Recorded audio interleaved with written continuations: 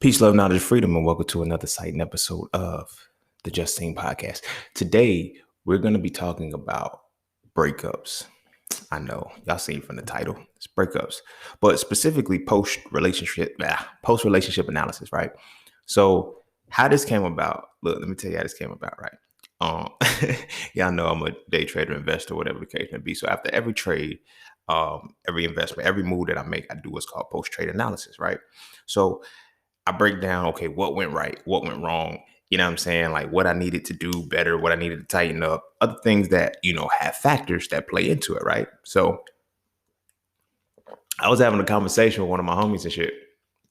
And I was like, yo, they was telling me about, you know what I'm saying, a breakup that they had and how, all they did was rattle off the bad shit. Like, you know what I'm saying, the shit that didn't go right. Of course, typically what we mostly do when we, you know what I'm saying, when it comes to relationships and whatnot. So I was looking like, hey folks, so what went right?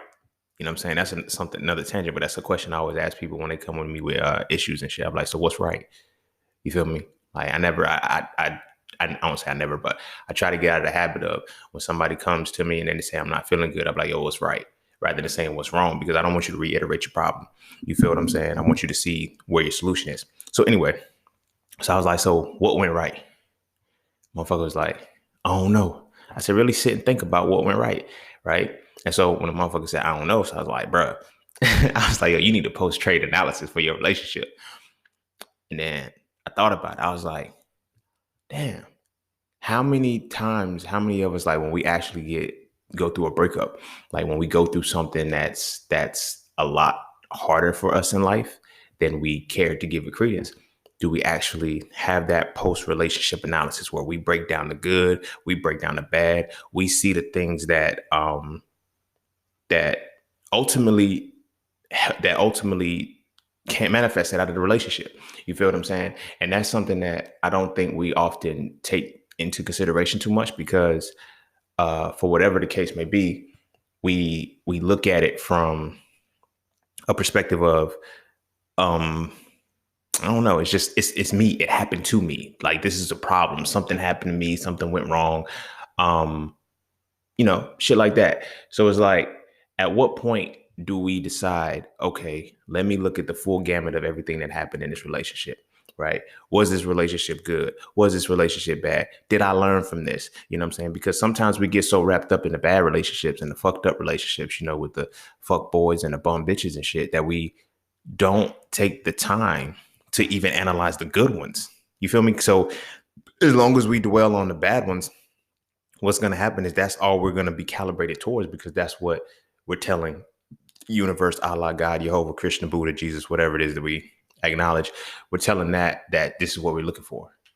You feel me? This is what we're looking for. And because it's like the universe, it doesn't respond to what you want. It responds to what you speak about the most, contrary to popular belief. So when I consider that, it's like, yo, if you do a post-trade analysis on your relationship, then you'll probably see where you went wrong, where that person went wrong, how y'all was even able to be in the same space together in the first place, and the dynamics of, everything else that went into it. You dig what I'm saying? Everything else that went into it. So with that, evolved this episode, you feel me? Post-relationship analysis. And I realized that the quicker we do it, the more not even said quicker, the more we analyze it, the better it is for us in the future to get relationships. And I'm just basing this off of the fact, I could be wrong. I could be reaching. Don't get me wrong. You feel what I'm saying? But I'm basing this solely on the fact that when I do post-trade analysis and I know where I went wrong, where I went right, and things like that, I carry those things into the next trade. If I don't know where I went wrong in that previous trade, I'm liable to do it again. If I don't know what I got right, I'm liable to like blur the lines and shit. But when I know it, it solidifies the foundation as to what I need to do going forward in the future to have a better one. You feel what I'm saying? To have a better experience of what it is that I'm doing. And as I did post-trade analysis and I went through these different things, I was like, yo, I got better and better and better and better, to the point where I was able to look at something and say, okay, that's not going to be a good one. And I would be right based off of the fact that I have documented what it looked like to not be right. So I'm like, why don't we do that as people for our relationships? Like when a relationship goes sour, when it goes wrong, why don't we take the time to evaluate the full dynamic of the relationship, not just the bad, not just, oh, you hurt me, you did me wrong. Oh man, she played me, bro. She left me hanging, man, blah, blah, blah, blah, blah. She did. We just look at the negative. We don't look at what's positive, right? So that's what this episode is going to be about. Before we hop into it, as always, be sure to follow me on Instagram at the Just Seen Podcast. Be sure to check out my website at iamjustseen.com to get all things that are just seen. To all who tip, donate, and sponsor to the podcast, you are greatly appreciated. Thank you so much. To all who would like to tip, donate, and sponsor to the podcast, you can do so by clicking the description of your podcast, not the episode, but the podcast itself. And that's that for this, and that's this for that. So we're going to take a quick break. And when we come back, we're going to dive into breakups, post-relationship analysis.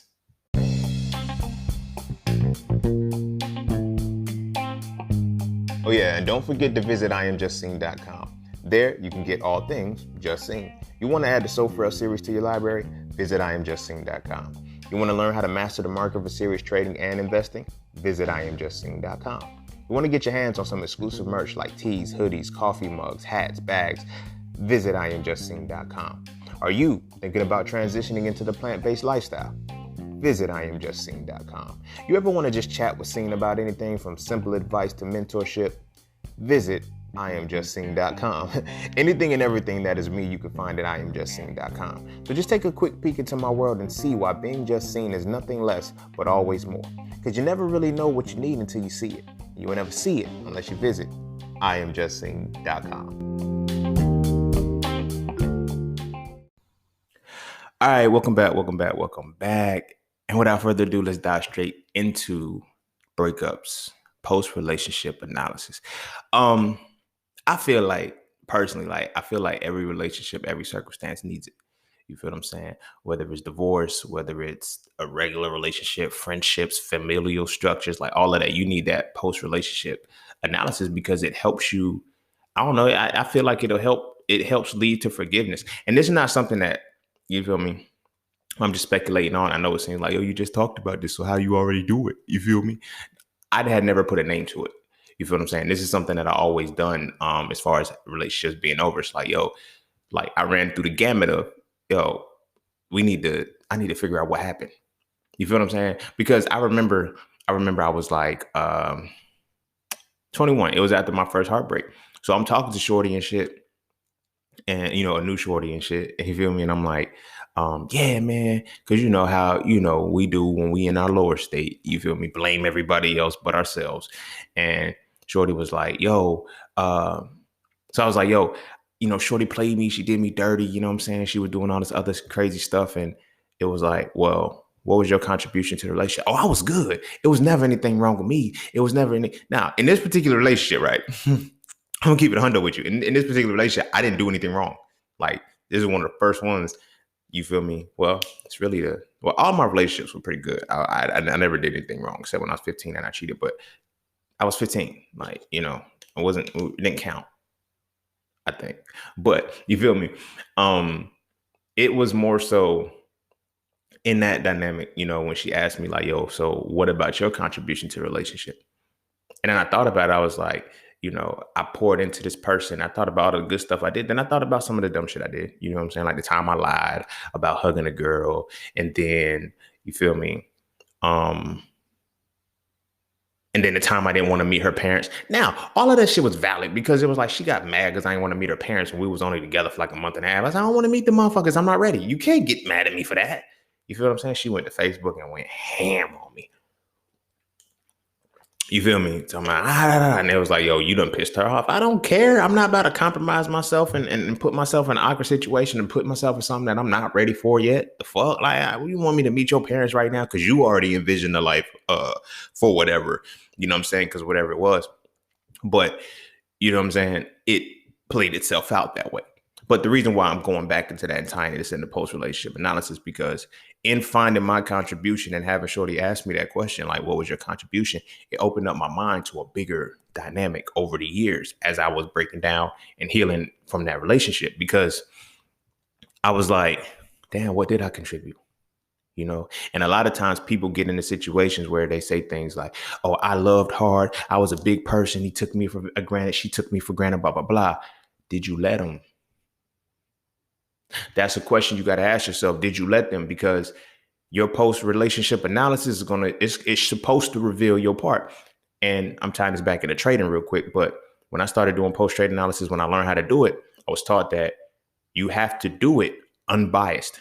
You can't just do it and graze over it and be like, okay, I messed this trade up, blah, blah, blah. I look forward to the next one. Nah, it's like break down everything you did in that trade, right? So when I looked at the relationship and shit, it's like as I was healing from it and going through it, again, I had already done this in the past. I just never put a name to it. The name to it is now. But, in the past, it was like when I was looking over what happened, I was like, damn, what happened? Like one of the key pieces that really showed me something within the post relationship analysis was my connection to my father. So the father issues that I had was one of the reasons why I ended up getting hurt in that first place. You feel what I'm saying? And I know it's like, well, damn, she did you wrong. And I know that, like, nah, she wasn't supposed to do me wrong. You feel me? She wasn't supposed to do me wrong. When I broke it down, I was like, yo, I was supposed to be we were together for 2 years and a couple months, like 2 years and 3 months or some shit like that. But in that time, we had broke up like 3 times. The first breakup, we broke up. It was clear. It was smooth. It wasn't, I hate you. You feel me? You ain't shit. I want to, you know what I'm saying? Have my homies come and run. It wasn't any of that. It was, okay, we've reached a point. You feel me? And for me, during that first breakup, what happened was she was like, I think I was working or something. And she was like, you don't have time for me. You don't this, that, and the third. You don't this, that, and the third. I feel like you just pushing me I got to work. I got to still go to class. I still got to, and you're not on campus with me. So of course I can't stay on the phone with you all the time. Well, I know all right, cool, whatever. So I was like, look, I can't. She was like, I need you. I was like, look, I'm giving you everything I can, right? I can't give you any more and still have anything left for me. So if this is how it has to be, let's end it. That was our first breakup. That should have been the only breakup. That should have been a breakup in which I was like, yo, it is what it is. But I'm going to tie this into how it connected with my pops. Because in that relationship, it was like, she came back. Oh, I'm sorry. I didn't mean this. I'll give you more space. I'll give you this and third. I'm learning that I took it back or whatever. So, okay, yeah, let's work on it. Let's fucking work on it. Right. And here's how the post-relationship analysis broke down and let me see that it was something rooted with my father. Like I viewed my father as a coward. I viewed my father as somebody who walked away. I viewed my father as a bitch. You feel me? Like if you walk away from your responsibilities in your relationship or whatever the case may be, you a sucker for that. You feel what I'm saying? No matter what the circumstances are, you stay and you fight. That's what I had internalized. You feel what I'm saying? Because his absence, I didn't have anything to know. You feel me? And then I never had a chance to see his side. I never had a chance to talk to him. I still don't have his side, but I was able to still use that energy to figure out my take in that relationship that I was in. So I was like, all right, cool. I'll stay and I'll work it out. After that first breakup, we got back together. It got worse. But I kept staying in it. I was like, yo, because in my mind, my internalization is you're not supposed to walk away if you're a man. You're not supposed to walk away from that situation. If you're a man, you stay in it, you fight, you get to the end, whatever the case may be, no matter what is going on. This motherfucker was literally breaking me down. This motherfucker was breaking me down in my core. And I was like, men don't walk away. Men don't walk away. No, hear me well, broskies. There's a time and a place when you can walk away. And if it's not a viable situation, get the hell out of there. You feel me? I had to learn the hard way, but get the hell out of there or the universe is going to push you out. You feel what I'm saying? So in that post-relationship analysis, I was breaking that down. I was like, damn, why didn't I get out?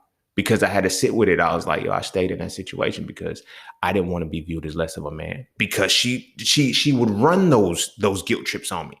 You know what I'm saying? Be a man about it. What kind of man just ain't going to do? Oh, shit. Damn. Okay. You're right. You know what I'm saying? And I didn't know I was being manipulated.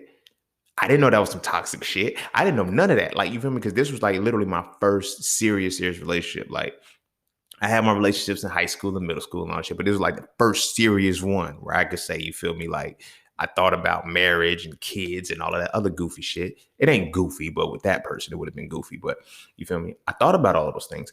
And as I developed and I broke down that relationship, I started to see, okay, my connection or disconnection from my pops is the reason why I stayed in that relationship beyond the time I was supposed to. You feel what I'm saying? There was a point when I could have walked away. And that point was the first time we broke up 6 months in. I was still healthy. She was still healthy, I think. And we could have just severed the ties and walked away and been good. But I was like, it's like, all right, whatever. Second time that situation happened, a situation like that happened was when we got into a heated argument over some socks. Let me tell you how I got over some socks, right? Look, she was in my dorm room and she was sitting on my bed. I was at my computer desk or whatever, typing something up. She took her socks off and threw them at me. So, and you know how you had a little small trash can. I didn't even have the regular. I had a little small trash can, little bags. So I had my empty water cases sitting on top of the trash can, on top of it. Whatever compelled this motherfucker to be this way at this particular time, I don't know. I know it was just the inner core of who she was, but whatever compelled her in this moment, I don't know where it was. So she threw the socks at me, hit me in the head, and started laughing. So I'm laughing back. I'm thinking we joking. I'm thinking it's a game we playing. So I took the socks and I was about to throw them back. And then I put them on the water case that was sitting on top of the trash can. Switch went off. She said, get my socks out of the trash can. I'm thinking we still playing. So I said, nope. And she was like, you gonna get my socks out of the trash can? I looked, I said, they're on the water case. They're not even in a trash can. So she's like, get my socks out of the trash can. I said, no. What the fuck wrong with you, yo? So she gets off the bed and she comes over and tries to muscle me to get the socks. So I'm laughing at this point, right? Because like I said, I'm thinking we're playing until it starts to get a little rough. Like she really start trying to yoke me up and shit. And I'm feeling like, hold up. You ain't playing no more. This is you getting serious over some socks. So at that point, I was like, all right, I'm still playing it off. I said, you know what? Fuck your socks. You get them. And that's how I played it, right? So she started getting a little bit more aggressive. Now, my brothers, this is one of the reasons, this is one of the situations that gets fucked up in the game. You feel what I'm saying? You got to get out before this shit happens. Fucking abuse starts verbally, emotionally, and shit like that. She had already been doing that shit. You feel me? She had already been doing that shit. But at this point, it was the last time it ever got physical, but it's the first time it got physical. No, I didn't hit her. I didn't beat her up. I wanted to because I'm gonna tell the story of how it got to that point. So as I'm like, yo, just get out my room. You feel me? Just get out my room, go home, do whatever you do. Cause she lived off campus, whatever. I said, look, just be out. I ain't going nowhere. So I was like, all right, you frustrating me right now. So I'm gonna leave like a dumbass. So I left to go, blow off some steam, right? I come back. No, when I left, I locked my room door, took my key, and I was like, yo, be gone when I get back. She said, no, watch me still be here. I said, all right, whatever. Didn't take my phone. I go blow off some steam. I come back. Motherfucker still sitting in the shit. Still sitting in my room, right? Motherfucker she hid my phone. I said, this motherfucker done hit my phone. I said, yo, where my phone at? Find it.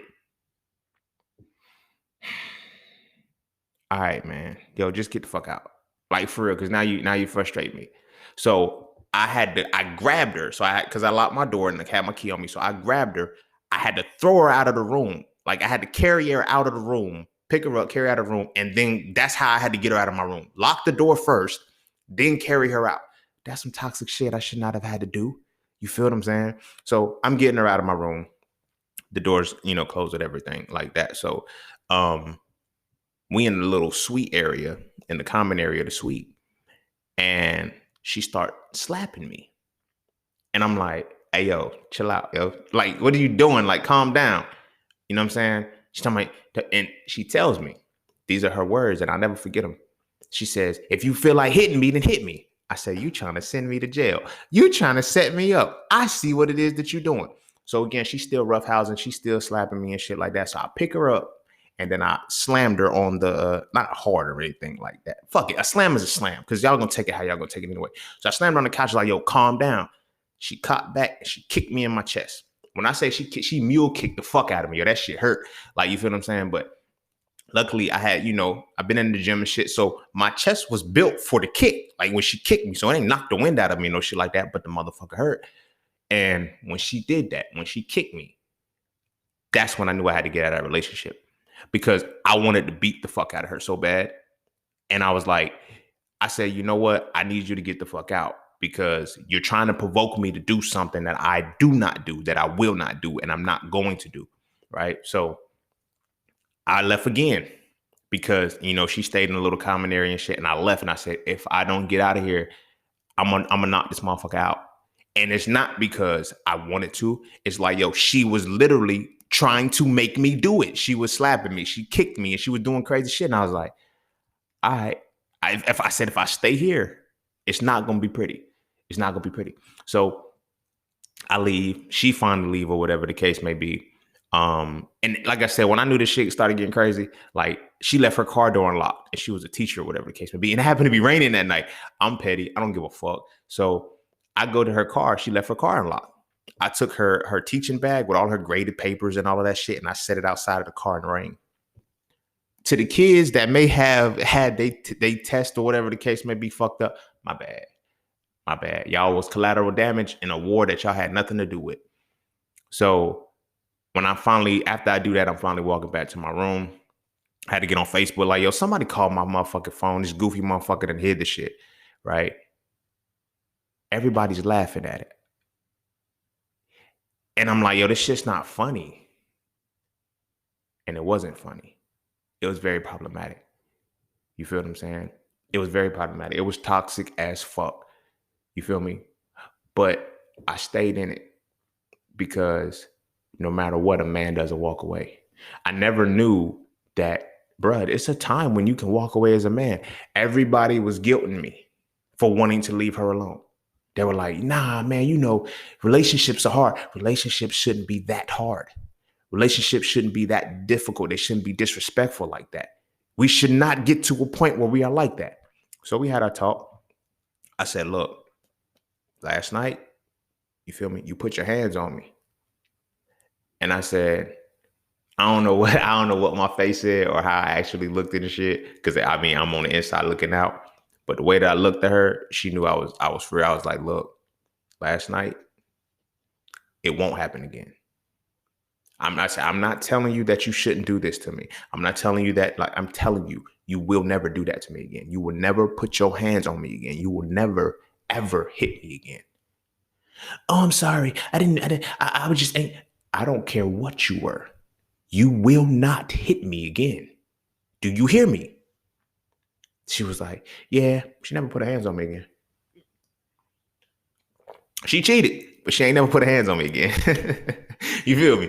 But you feel me? I'm saying that story because it's like in the post-relationship analysis of, say, that moment, when I peeled back the layers and everything, I was like, yo, I shouldn't even have been in that situation.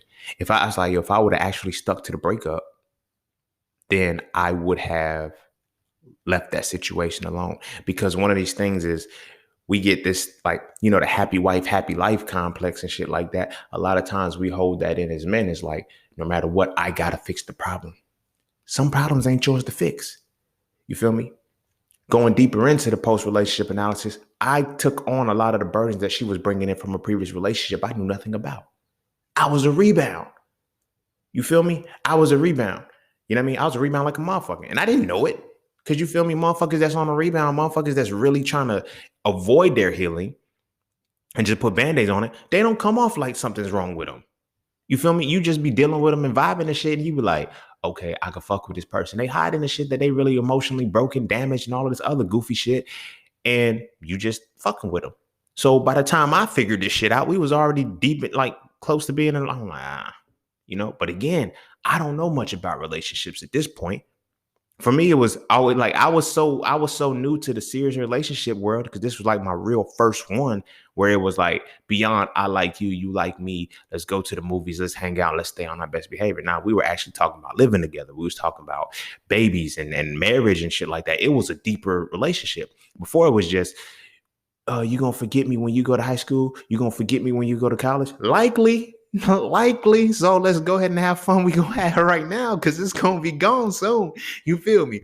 But that was how I responded. So I'm in there like, I don't know what I'm supposed to deal with, what I'm not supposed to deal with. So I'm like, okay, let me deal with this person. And so I was taking on the shit that wasn't mine. I was, you know, dealing with, I was dealing with a heart I didn't break. You feel me? And so in that post relationship analysis, I learned how to spot a rebound. Like women be thinking like, I don't be knowing. Like they be like, oh, I'm over it. No, you ain't. Fuck no, you ain't getting me. You ain't getting seen, baby. I'm sorry. Like, I'm sorry. It ain't happening. Like they be like, I always ask them about you. How long? I'm like, how long you been single? About 3 months now. Okay. How long was the relationship? 3 years. No, never again. Mm-mm. Oh, you just ain't healed. You ain't healed, motherfucker. You ain't about to guilt me into no shit like that. Like, no, I'm not the one to be playing with like that. You feel me? But how would I have known how to spot a rebound if I had not experienced the rebound and was honest about it with myself? You feel what I'm saying?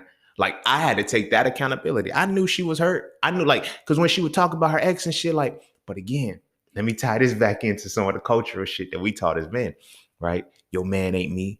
I'm the better man. I can take that pain away. That ain't my fucking pain. I ain't taking nothing away no more. You better come healed or don't come at all. I'm sorry. Like I'm not your healer. I'm not your doctor. I'm not none of that. You do that in your own separate time. I did not do that to you. You feel what I'm saying? But again, with no post-relationship analysis, I would not have known that. I would have still been on some, let me repeat the insanity loop.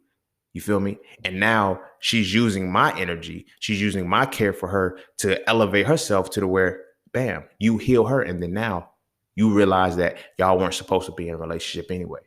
You feel me? One of the things that I always talk about is like, I probably said it in one of the podcast episodes previously, but I know for a fact I posted it on my old social media, whatever. But it's like healers and teachers are not supposed to fuck their patients and they students on a spiritual level. Like I know we know it's taboo for teacher fucking a student. Okay, yeah, that's wrong. Imagine how much wronger it is on a spiritual level. You are not supposed to fuck your students. You are not supposed to fuck your patients or fuck with them. So here I am, universe just being how the universe does. Universe is going to give you your greatest, to bring you to your greatest strength. The universe is going to give you the very thing you're weak to. I was weak to women. I can't deny that. I can't deny that in any way, shape, or form. You feel me? So it was whenever I would get the women that I was supposed to heal, supposed to help heal and all of that shit like that, they were very attractive. They were the women that I could see myself with, but I wasn't supposed to cross that line. I crossed the line several times though. And it ended bad for me. You feel me? Because when it comes to your healing and stuff like that, and you're especially on that rebound, they can't see beyond what they're trying to see. So they think they're infatuated. They really in love with you and all of that stuff. Nah, they in love with your medicine.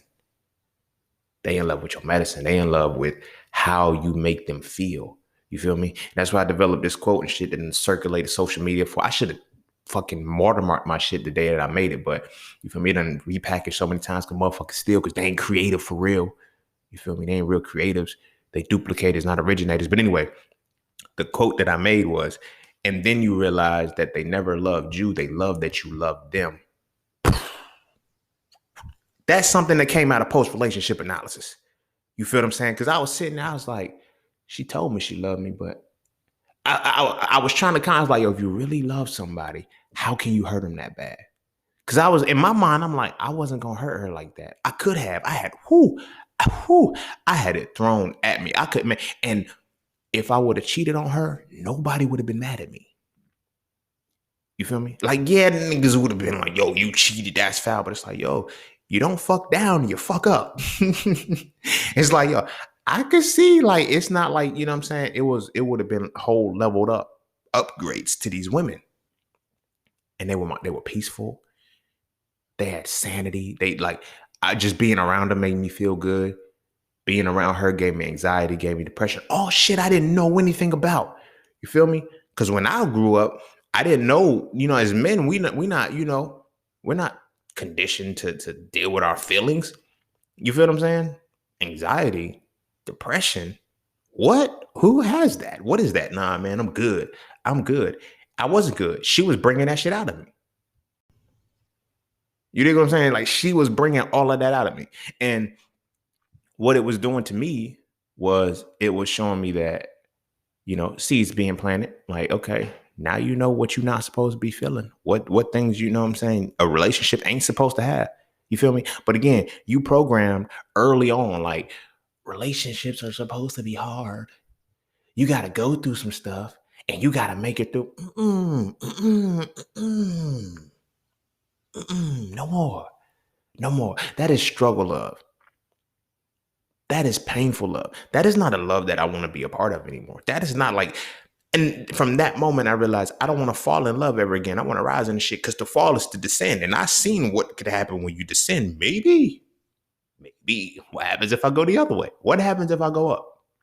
Do things get better? But that started to program me into a different perspective. But I had to analyze that relationship thoroughly. You feel what I'm saying? And I had to look at it like, okay, why would she do that to me? And that was one of the first questions that I kept asking. Like, you feel me? Over time, when I look at the things that she brought out of me, when I look at how she treated me, when I look at all of these different things, what really led to my healing was like in the first half of it, I was like, yo, why would she do this to me? I can't figure out why. I even made justification. I'm like, this ain't her. This somebody else. She like, and because I was religious at the time. And I was very religious at the time. So we went to church. Me and her went to church or whatever the case may be. Because this is around the time she's like, let's practice celibacy because I feel like I'm sinning. Oh, you feel me? So we go to church and there's this lady.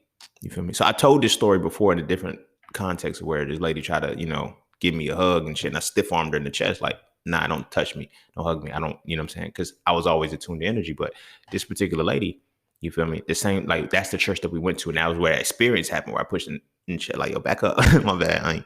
You know what I'm saying? So she's in the back and people be sleeping on me. Even then, people were sleeping on how deep I knew the Bible, how deep I knew the religion, because you feel me? They thought, because I just stayed quiet about it. I feel like I was always taught that, my mama, she was big on it. She said, don't tell people who you are, let them find out, So we in the jump and they take her in the back or whatever. She's one of those people who do all kind of mayhem during the week. But then when you go to church, you want to break down and cry. Okay, whatever. So you feel me? They have altar call or whatever. The whole church, I'm not feeling the vibes. It's like motherfuckers preaching, people clapping and shit. I'm like, ain't no energy here. I'm like, y'all ain't even got the people feeling good. Whatever. But in that dynamic, they take her to the back to pray or whatever. She's like, oh, I need to be prayed for. I need to get my life back on track, blah, blah, blah, blah, blah. So they called her to the back. She's breaking down crying or whatever the case may be. And I'm telling you, they had to put something on her, bro. I don't care what nobody say. I feel personally like they put something on her. So they called me to the back. So one of the ladies, she looked at me. She was like, come here. I was like, the fuck going on? Like, what y'all doing to my woman, bro? Like, what's going on? So I get back there. She's like, listen. I said, for what? She said, she's speaking in tongues. I looked and said, no, she's not. And lady said, yes, she is speaking in tongues. I said, well, what's she saying? She was like, no. When you speak in tongues, that is your own individual language. The guy said, no. The Bible says that when you are speaking in tongues, there needs to be an interpreter there. Somebody should be able to translate what is happening within that union. Nah, the Bible. Yes, it do say that, motherfucker. Like, I don't know what you reading, and I don't know what you studying, but it do say that when somebody's speaking in tongues and you are speaking in tongues out loud, there needs to be an interpreter there. Somebody should be able to interpret it. As I got older and understand the differences between religion being a mythology, ritual, and allegory, I understood that speaking in tongues was speaking a different language. So if you're going to be in an inconvenience with somebody, you're speaking a different language. Let's say I speak English and somebody else speaks Spanish and another person comes to speak Spanish. There needs to be another person who can translate what that person said. Otherwise, it's deceptive, it's coded language. Like that's what that meant. That's what that verse meant from the allegorical perspective. The whole Tower of Babel thing, all of that ties into that, right? But again, that's the allegory part. So it was saying that if somebody is speaking a different tongue, a different language, that means that there needs to be somebody who can relate between the language barriers. So I'm like, and what she was saying wasn't in tongues, bro. I was like, I know those words. I was like, I know those words. I said, so what is she saying? Nobody. I said, no, I know what she's saying, bro. Like, and I don't know shit like, okay, I had tapped in spiritually to what she tapped into. No, she was speaking English, my guy. She was really speaking English, and these people were trying to play me. I was like, something ain't right. Something ain't right. So even her mama said it. Her mama was like, you were never the same after you went to that church. Because after the church, that's when she cheated, and that's when all of this other crazy shit happened. I was like, so I tie that into the main purpose of the story. So that's why I said I felt like they did something to her. So as we as we broke up and everything like that, after I said this wasn't her. She wouldn't do that to me. She wouldn't do that to me. Like, nah, that's not her, man. She loved me, man. She said she loved me. She did that and the third. I was like, nah, she wouldn't do that to me. And she did that to me, bro. Like it was in a post-relationship analysis that I was like, bruh, take away the mysticism, bro. Stop trying to put other shit and be in denial that she wouldn't do that, because she did. You feel me? That's one of the biggest pieces that post-relationship analysis helps you get through, the denial. You feel me? The denial of this didn't happen to me. Yes, it did. Why you think you in pain, motherfucker? This shit happened. Don't be in denial to it. Get through the motherfucker. You know what I'm saying? But it gets hard to get through because it causes you to change. You're going to have to go through a different process. It's going to lead you into a different space. And another thing with that is the accountability piece is going to put on you. I saw her change. I saw the realities that she was doing. I saw that me and her were not working.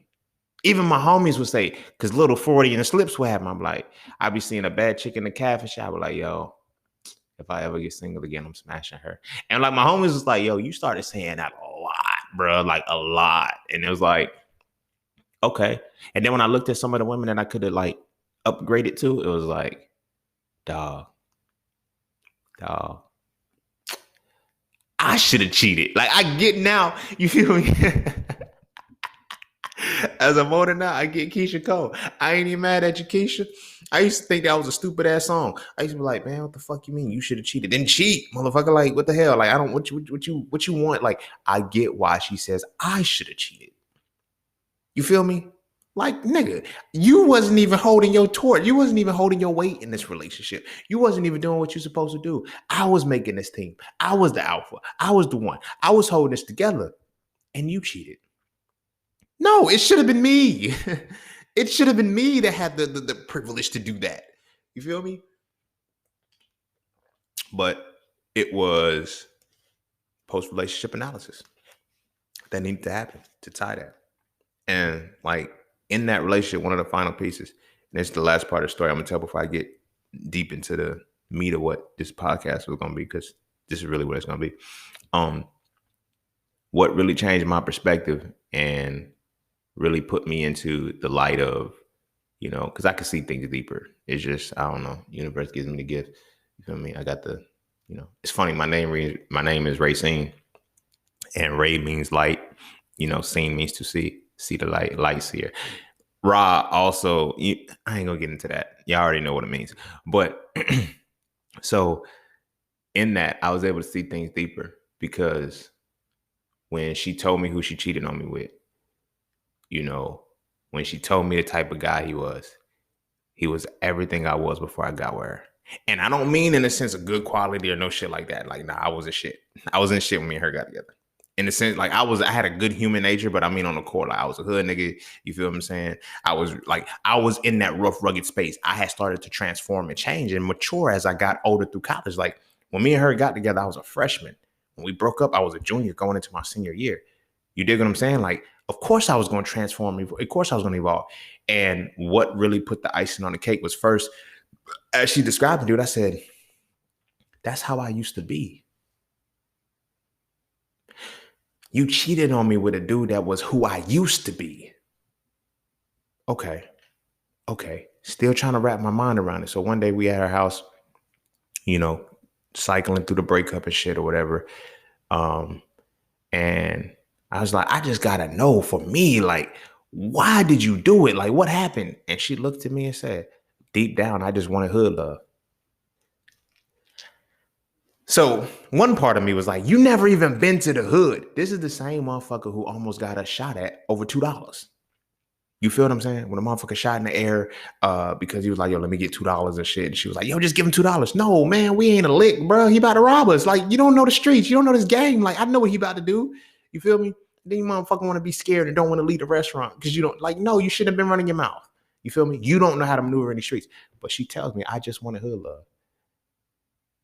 I said, damn, you're not even from the hood, though. Okay. But like I said, tying this back to why I said see the light, I saw deeper into that. And this took post-relationship analysis. I changed who I was. This is not to say, okay, be that hood dude and, you know what I'm saying, go back. Like, I lost my essence. I can't deny where I come from. I can't deny that. But college, going into that cultural assimilation and shit, it started making me change that. You feel me?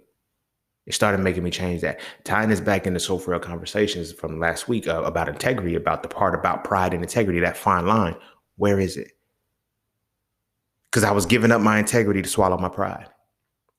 Because what was happening to me was that it was a lot of the shit that I wouldn't let fly. That shit was going to Mars. I wouldn't do that on a regular, on a good day. But then I started to see as I went higher and higher and higher up, my integrity kept being compromised more and more and more and more. I was swallowing my pride more and more and more and more and more. You feel me? That was post-relationship analysis.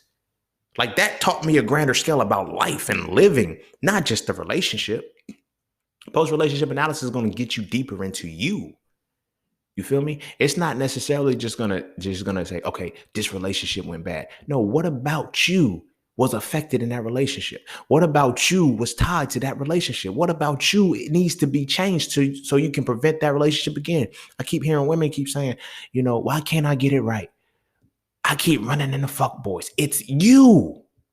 Dudes keep talking about, yo, I keep getting hit like a lick, man. These chicks keep scamming me and doing all this shit. It's you. What is it about you that has made this relationship viable? You have to, that's what post-relationship analysis is too. It's going to show you that aspect as well. It's going to show you your contribution. I did all of that talking before when I was younger about, I was the good guy in a relationship. And I did hold that relationship together. I did keep it intact. I did, but even bigger than that, I wasn't honest with myself. I wasn't true to myself. I didn't know who the fuck I was.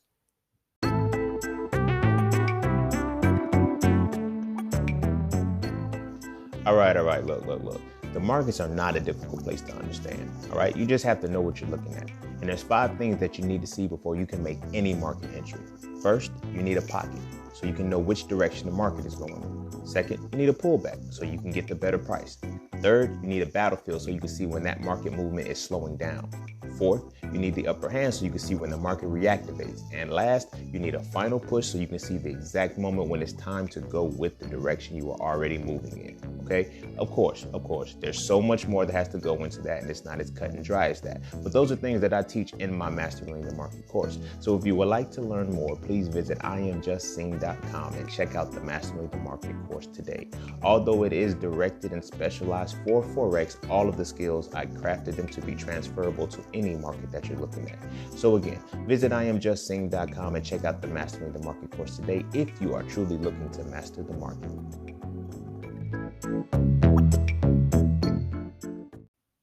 You feel me? People are like, how do you end up in a situation like that where you get caught up in that? You shouldn't have been with her. That's the point. It's one thing to say somebody shouldn't have been in a relationship. It's even one thing to say you shouldn't even been. Why were you not supposed to be fucking with that person? Blame it on them being narcissistic. Blame it on, and speaking of narcissistic, right? This is quick tangent. Some of us are the good narcissistic, and that's why we're in a relationship with a bad narcissist. And we don't see that we're the good narcissist. Let me run down the gamut of what a good narcissist is. Those people that say, I love hard. You feel what I'm saying? I give my all. I put myself. And now it's the new thing. Oh, I'm an empath. You're not an empath. You're selflessly, you're unhealthily selfless. That's what you are. That's not empath. You're unhealthy. I just give to people. I don't have boundaries. I don't have this, that, and the third. I just give freely. I love hard, and people just keep doing me dirty. That's why you run into the bad narcissist. Because you need to see that you are a good narcissist. You are the one who gets their rocks off of the fact that I am a good person. I take on people's problems. I do this, that, and the third. You're just a good narcissist because it inflates your ego. Narcissists, the bad narcissists, they inflate their ego off of off of internal shit. You feel me? I feel this way, so I can walk around with this kind of air, whatever the case may be. The good narcissist inflates their ego off of external shit. You feel me? I need to get me a me. No, you don't. Be you for you. You feel me? I've had, and this is no shot towards any of my homies who have said this to me. You feel me? But this is the reality of what it is. They have told me, you're my me for me. Oh, so you feel me? But the difference is between they're like, yo, when I don't feel like dealing with your shit, I won't. I don't take on nobody's shit. I was doing a session with a client / friend of mine, and she was really asking. She was like, "How do you do this without it affecting you?" And I simply told her, I said, "This ain't my shit." She was like, what do you mean?" I said, "Your shit ain't my shit. I can do these chatting with scenes sessions. You feel me? Months on end, days on end. People like, yo, we had a whole conversation for about 3 hours, and you're not drained. You're not tired. No. How? That's not my shit. It's not mine. Post-relationship analysis. I had taken on that woman's shit. Like her shit was my shit. Oh, we're together. So let me heal you. Let me be your healer. Baby, I'll take all that pain away. You ain't gonna never have to worry about that man again. He ain't gonna love you. He ain't gonna hurt you. I ain't gonna hurt you. I promise. I promise. And I didn't hurt her. But I took on her shit. And when there was no more of her shit for me to take on, she didn't know what to do. We be thinking the relationship just went sour and the motherfucker, oh, he was wrong. Oh, she was wrong. No, you took on so much of their shit, they didn't have anything to hold anymore. They didn't have anything to deal with. And what's crazy about it, they didn't like the shit that they were holding.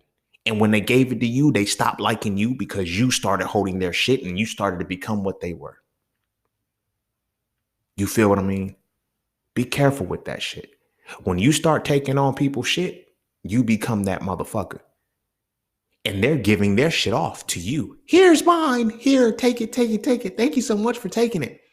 And then you start acting like them. They don't even like themselves. So what the fuck you think is going to happen when you start acting like them? You feel me?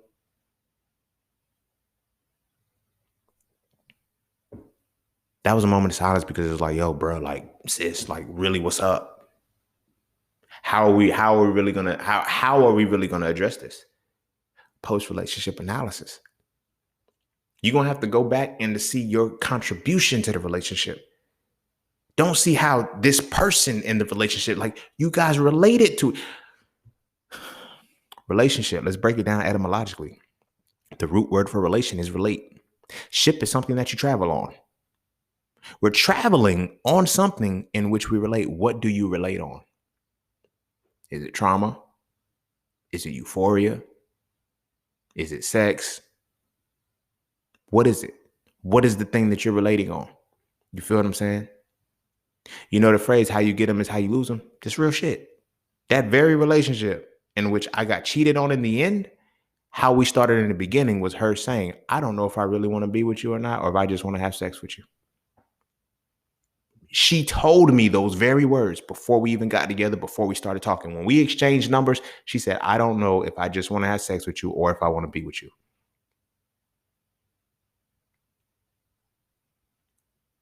Right? Fast forward to when the cheating happened, we were practicing celibacy by her request. The relationship was about sex the whole time. And as long as we were fucking, we were good. But when we stopped fucking, shit went bad. Whose fault was that?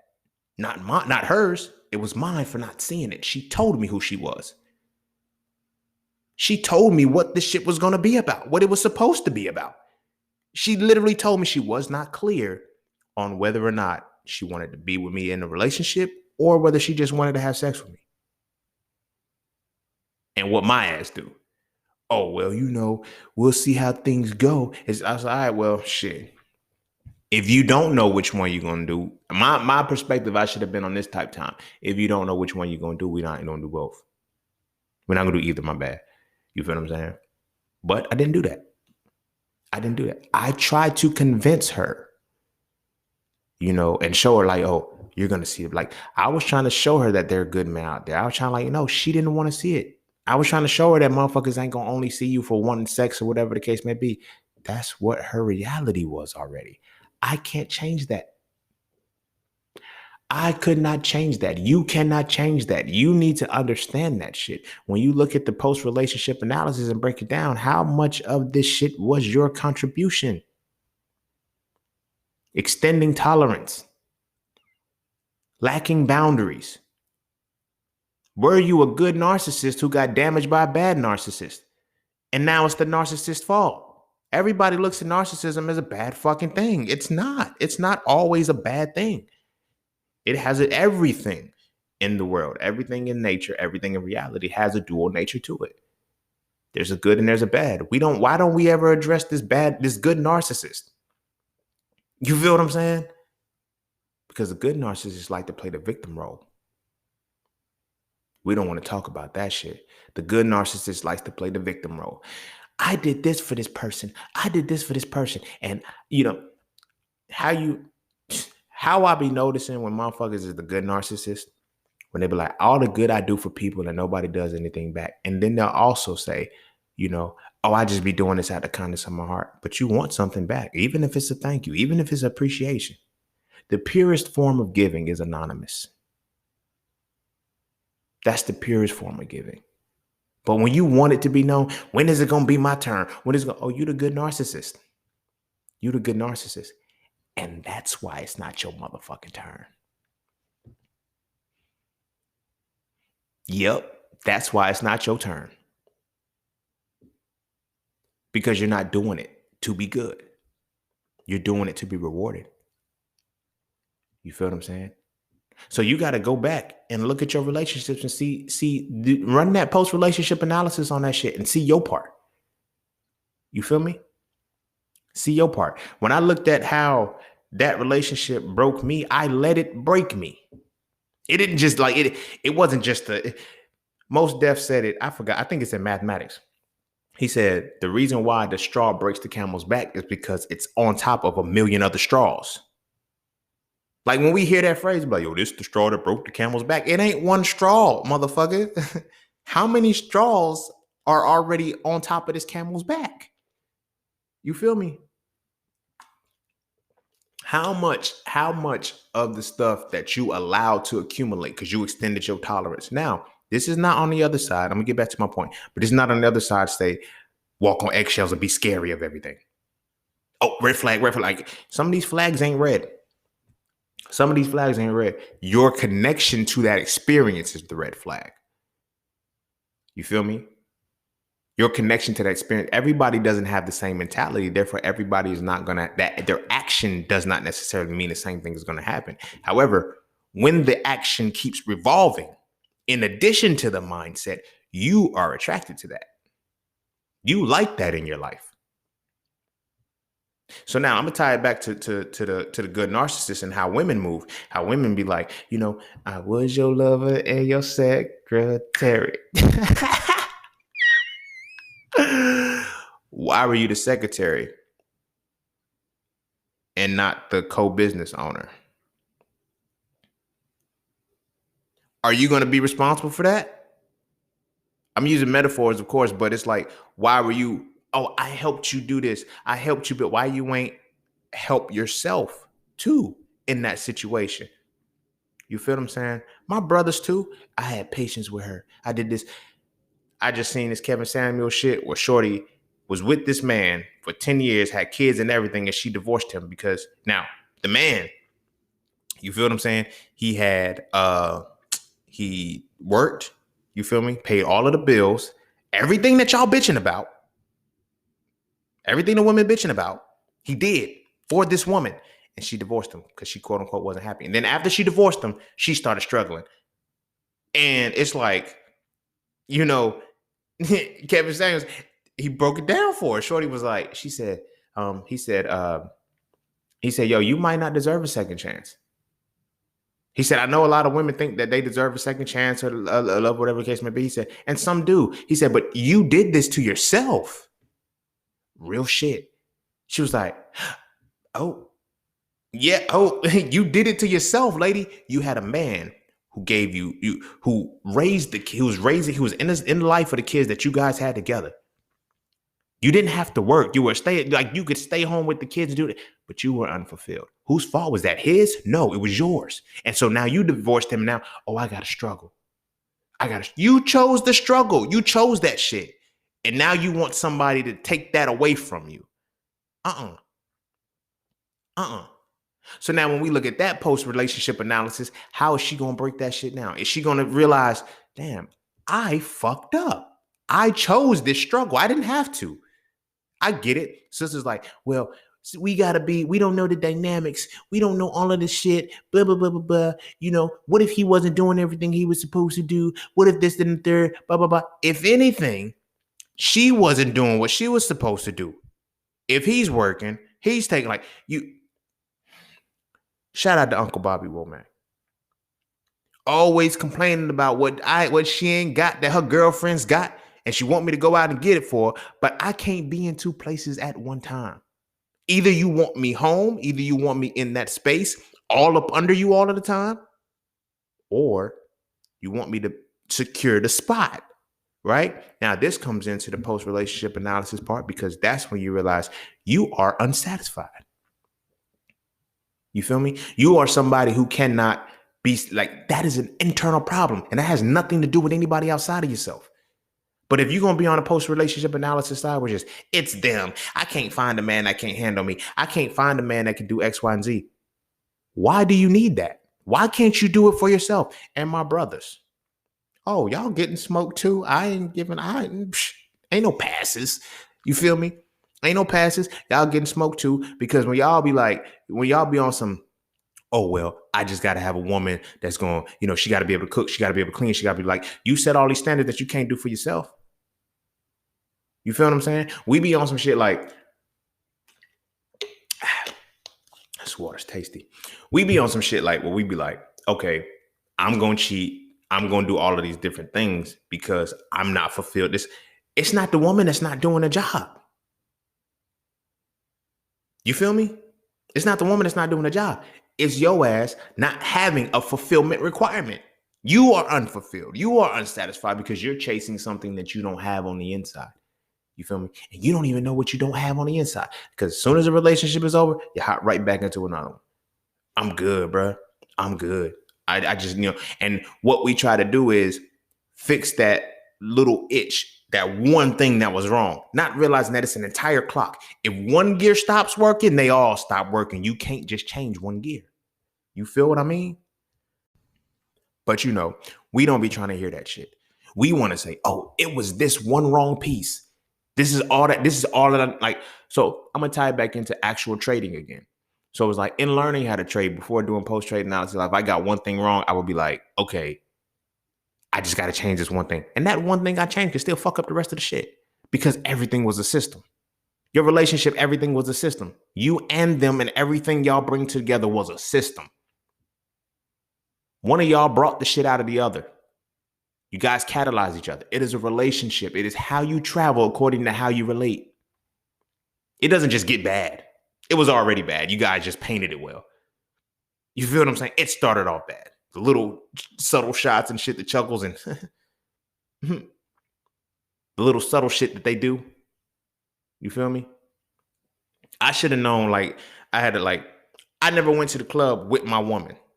Because I was like, man, why the fuck am I going to the club with you? So you can get jealous and you might have to fight a motherfucker. Like, you feel me? No, I'm going to be good. She told me these words. Funniest shit she said. But she shouldn't have said the shit. If you gonna mean what you say, then say what you mean. And vice versa, goddamn.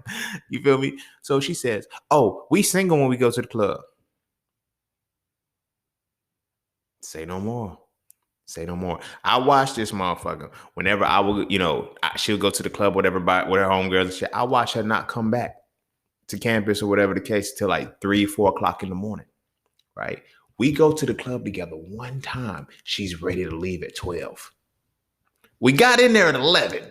You feel me? She's ready to leave by 12, 1 o'clock. My feet hurt. I'm not ready to go because I was on all kind of ass. Bam. And she's watching like, that's not how this was supposed to go. You said we single when we in this motherfucker. Baby, you better mean what you say and say what you mean. Shoot, you don't tell me that. You don't tell me that. And I was already deflecting and blocking and, you know what I'm saying? Like, oh, nah, I got a girl. Oh, nah, I got a girl. And they seen me in the club and I'm single tonight. Shit.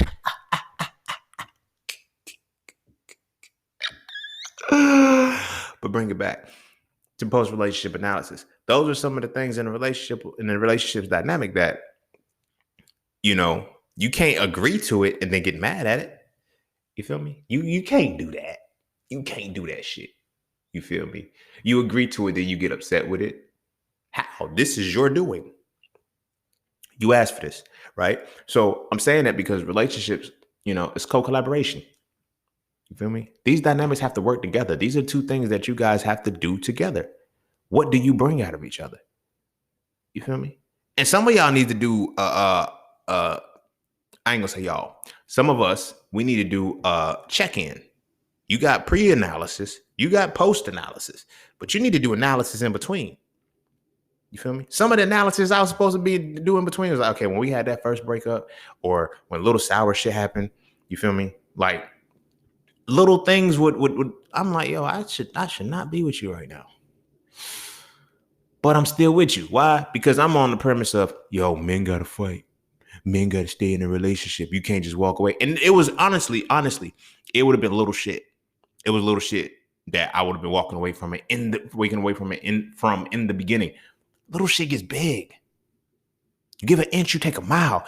And a lot of motherfuckers, because we experience so many inches, we don't realize how many miles pass by until the motherfucking mile hits. It's like, you did what? Oh my God. And now I'm mad. Why? You weren't mad at the inch because the inch was small. You were mad at the mile because it hit you too fast. Like, nah, we go through that shit a lot. But you got to do your internal checks and say, okay, this ain't. Sometimes it ain't even, working through the relationship. It's extending your motherfucking tolerance. You feel me? I keep running into women who will be on some shit like, tying it back to how long you been single. Oh, I've been single about 4 months. How long you been in a relationship? About 12 years. I ain't fucking with you, man. Get the fuck out of my face. No, I was done in that relationship about, we were done about 3 years in. We was done about 3 years. We just stayed in the motion. Well, why the fuck didn't you leave? Why didn't you leave? Because now I got to look at that post relationship analysis point because it's like, what made you stay? Oh, it was the sake of the kids or whatever the case may be. I get it. Y'all can run that bullshit all day long. But when no kids are involved, what was it? What was it? The hope that it was going to get better? You say you were checked out for 3 years and you stayed in that motherfucker? No. What made you stay? What made you stay? Because you got to address that shit.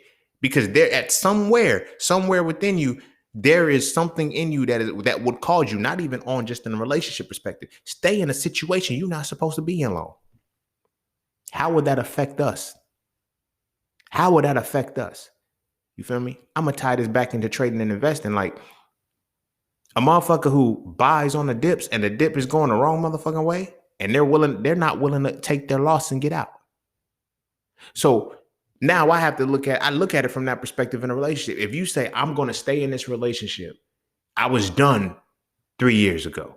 We had a 5-year relationship. I was done at 3. And then what made you finally, you didn't want to lose? Oh, so now you have an ego issue. The good narcissist. Now you have an ego issue in which you don't want to look like you lost. You don't want to look like you lost. That's problematic because at that point, you'll do anything to look like you win. And then when I tell people, yo, why do people, they be like, yo, why do people cheat? Because they feel like they ain't winning. Why does anybody cheat at anything? When you're losing, you're going to cheat. I don't get it. It's like, it's not difficult. You feel me? I'm like, yo, why men cheat? Why do men cheat? And then motherfuckers that been cheated on. I used to say the shit myself too. We would say shit like, you know, motherfuckers gonna cheat because motherfuckers gonna cheat. No, motherfuckers cheat because they're losing. That's a hard reality to put. Why do you think infidelity is even called cheating in the first place? Words are powerful. Words are used a certain way for a certain reason. So why do you think cheating is what is associated with infidelity? Because you're not winning. You losing. And you know you losing, so you gonna cheat.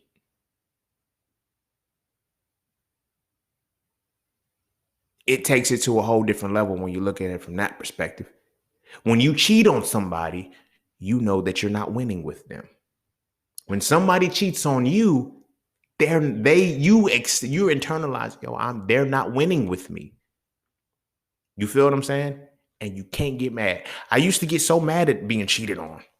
Then I realized, yo, damn. Like that was one of the realities. Yo, she wasn't winning with me. She didn't feel like she was winning with me.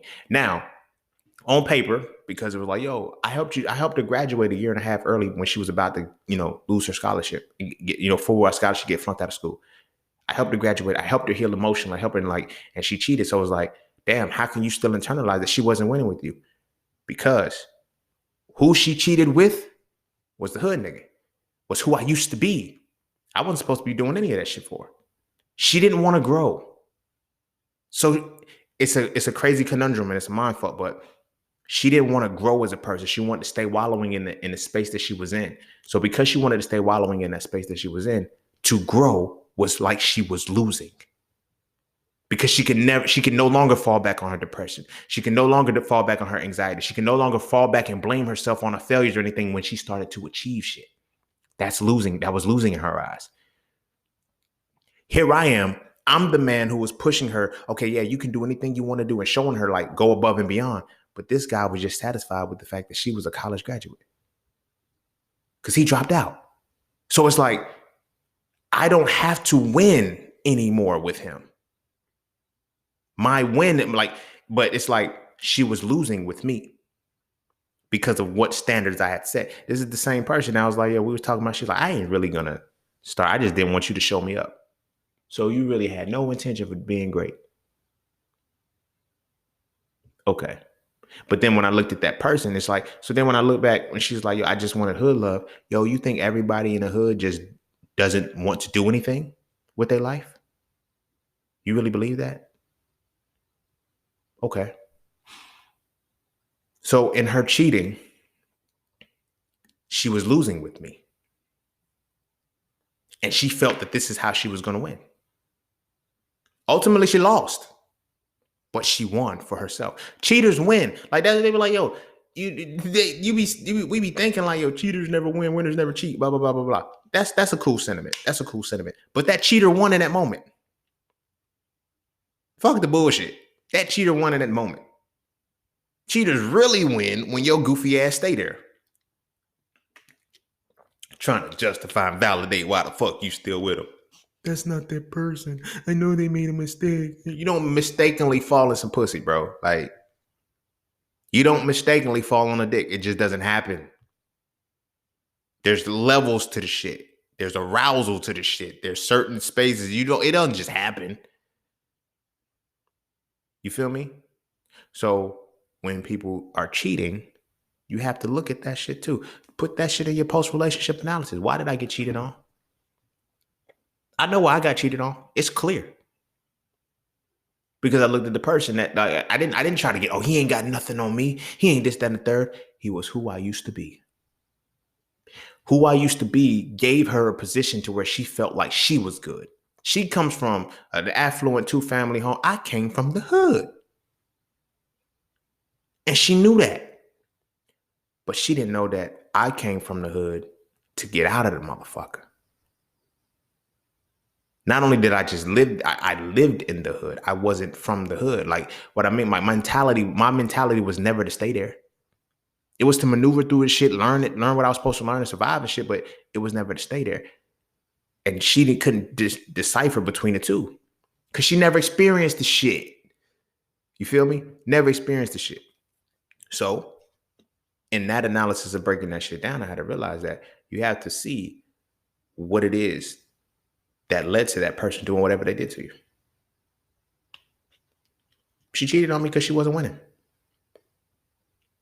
I get it. All of her friends called her stupid. You know, everybody, yo, you was such a good man to her. Why she do you? Like, she was losing, bro. She felt like she was losing. I can't like, I had to reach that point where I had to understand that, yo, she felt like she was losing. Because then when I looked back to the time when I cheated, I was 15 years old. I was losing. And I wasn't losing in the sense of like she wasn't shit or anything like that. We went to different high schools. We only seen each other every other weekend at the movies. And I was sexually active at 15. I was losing. I was losing, so I cheated to try to win. You feel me? Because it's just, all right, bam. I get my little fix. We can still be together. Everybody wins, apparently, but nah, I was losing. I know I'm saying it so nonchalantly because, like, oh, cheating is not supposed to be it. It is. To the core, to the principle, it is what it is. Yeah, there's a lot of pain and a lot of damage that comes to it, but break down if you ever been cheated on, if you ever cheated, sit in that moment and look at it. Ah, damn, I was losing. Figure out why you was losing. Because now what that opens up for is when you go to another relationship, I know what's going to make me cheat. I know what it's going to be like to feel like losing. So one or two things can happen. I can leave or I can stay there. People are like, if you feel the need to cheat, just leave. It's not that simple. I know this is going to sound contradictory to the point of you don't just fall in some pussy. Like, you don't like, no, you want to win with this person. That's why you with them. You want to win with them. You feel me? But you're just not winning. And that's the sad part about it. You feel me? You know that you're not winning. So you're like, all right, let me dabble in a little bit, cheat a little bit. You feel me? And cheating ain't always just about sex. It's about the look. Like all y'all broads, I'm going to say broads just because I'm being dramatic, but all y'all ladies who have that work hubby, you're cheaters. You're cheaters. You're not winning with your husband. Like when Rona hit and like divorce rates went up, nobody really talked about that shit, but divorce rates went up because motherfuckers finally realized that outside of the work, the fact that we can go to our own jobs and we can do our own things, like I can't win with you. I can't win with you. You feel me? It was one thing when women didn't have anything to lose. Dudes would get married to women because, you know what I'm saying? Oh, she ain't got shit. She did that and third. I can control. I can do blah, blah, blah, blah, blah. Now women got options. They got choices. They can make them. So it's like, yo, why is the divorce rate so high with women? Cause, nigga, they're losing. Like, when you realize, when you start, I don't care, bro. Like, I'm looking at it from this perspective. Look, you can hate me if you want to. I don't care. This is how I'm looking at it from a relationship standpoint. If we are in a relationship and I feel like I'm not winning, I'm going to leave. I'm going to leave. I've reached a point now where I'm not about to, damage you but no, if I'm not winning, I have no reason to be with you. Like I don't, like if my goal in a relationship was to win, relationship goals, you want to have matching red bottoms and all of this shit. No, that's bullshit to me. My shit is to win. It's to set up generational wealth, set up different things for my kids, grandkids. Like if you ain't on that shit, I'm losing. What's going to happen? You feel me? I've been transcended above carnal shit. I've been left all of that shit alone. So my mindset is different. So if you get cheated on by me, understand it is a fuck up. Not a fuck down. I fuck up. But before I fuck up, I'm going to leave you alone. I'm going to leave you alone because I'm not winning. I'm not even going to waste my time and play with that shit and let you catch up to the win. Like no. You feel me? This came to me, another post-relationship analysis. I was dealing with this woman who, I told her this. I told her straight to her face. I was like, and I try to be nice with it, but I was like, we're in two different leagues. Like, I get it. I thought because you were older than me that maybe, you know what I mean? But we're not even in the same mental league, like to have the same mindset to be fucking with each other. I said, it's like a race. You feel me? Yeah, we're at the same position of the track, but we haven't gone the same distance. Our displacement is the same, but our distance is totally different. I'm 20 laps in, you 3 laps in, and you and she tells me, well, why don't you just slow down for me to catch up? What? You got me all the way fucked up. Because if I do that, I'm gonna cheat. If I got to slow down for you to catch up, I'm gonna cheat. I'm gonna keep it 100 with you because I'm losing. I am losing in that situation. But it's how am I gonna cheat? Am I gonna spend more time and get more quality time from a woman who is where I'm at? And then it's just a matter of time before I walk away from you. Oh, he did me so dirty. I was his lover and his secretary and blah, blah, blah. But was he winning? Bruh, man, Shorty was just like this. And man, she go fuck with this other ass nigga and shit. Blah, blah, blah. Was she winning with you?